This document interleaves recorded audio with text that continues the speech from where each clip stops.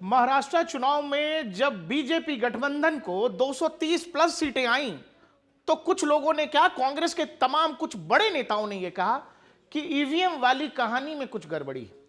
और देश में जब संसद का शीतकालीन सत्र हुआ, उसमें तमाम लोगों ने, नेताओं ने संसद के दौरान कहा, इवन प्रियंका गांधी ने भी कहा कि ईवीएम वाले चुनाव में गड़बड़ी है। राहुल गांधी ने कहा ईवीएम में गड़बड़ी है। लेकिन शरद पवार ने बता दिया है कि महाराष्ट्र का चुनाव बीजेपी कैसे जीती।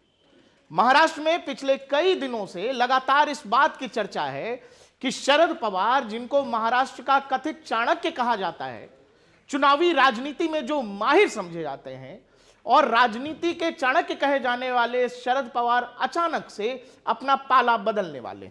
लोग यह भी कह रहे हैं कि शरद पवार को उनकी बेटी सुप्रिया सुले के भविष्य की चिंता सता रही है। शरद पवार जानते हैं कि आने वाले बीएमसी चुनावों में भी अगर एनसीपी शरद पवार गुट का प्रदर्शन ठीक नहीं रहा तो कहानी खत्म जैसी हो जाएगी। शरद पवार ने अपने कार्यकर्ताओं से बात करते हुए यह कहा कि काश, मैं फिर कह रहा हूं कि काश संघ जैसा काडर हमारे पास भी होता।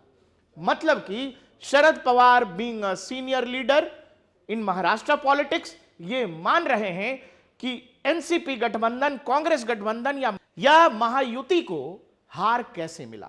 शरद पवार अब उस बात का जिक्र कर रहे हैं जिस बात को डीएनपी इंडिया आपको बहुत पहले बता चुका है कि महाराष्ट्र में बीजेपी की जीत के पीछे संघ परिवार का जबरदस्त मेहनत और संघ के कार्यकर्ताओं का जो है एक तरह से समर्थन जुटाना जो है वो उसके पीछे था।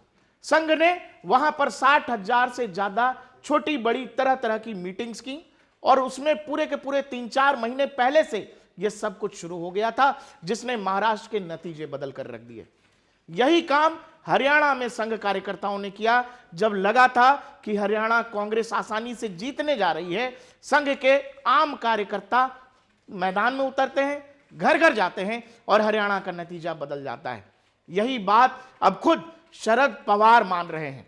शरद पवार जब ये कह रहे हैं तो वो सीधा सीधा राहुल गांधी और कांग्रेस परिवार को ये संकेत भी दे रहे हैं कि देखो, अब कहानी ज्यादा लंबी चलेगी नहीं।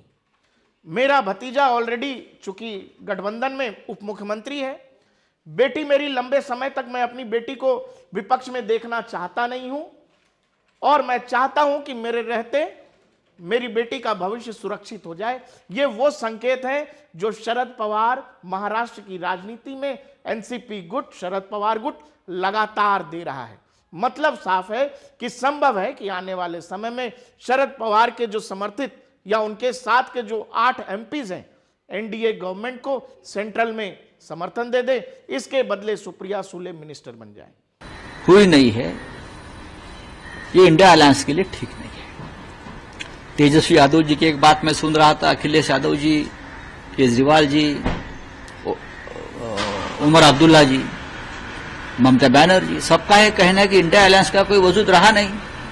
लोगों के मन में इस प्रकार की भावना अगर आती है तो उसके लिए इस अलायंस की सबसे बड़ी पार्टी जो है वो जिम्मेदार है। बोल तो संजय रावत भी रहे हैं, वही संजय रावत जो बताए जाते हैं कि शिवसेना और बीजेपी के बीच जितने भी विभेद हुए और जितने भी विवाद हुए, उन सब के पीछे बताया गया संजय राउत कहां थे।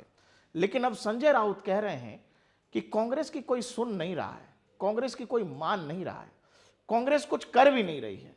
न ममता बनर्जी सुन रही है, न अखिलेश यादव सुन रहे हैं, न उमर अब्दुल्ला सुन रहे हैं। तो मतलब ये कि 2025 की शुरुआत में ही राहुल गांधी का वो जो कथित इंडिया मूवमेंट था, जिसमें वो सब कुछ जोड़ने निकले थे, कुछ ऐसे साथी जो उनके साथ 2024 लोकसभा चुनाव से पहले जुड़े थे, अब लगता है कि इन सब ने अपना मन बना लिया है कि अब tata bye bye see you. Rahul Gandhi की राजनीतिक यात्रा जितनी भी थी और जो कुछ भी उन्होंने हासिल किया था, उस पर सुनना चाहिए आपको, वो है संजय राउत।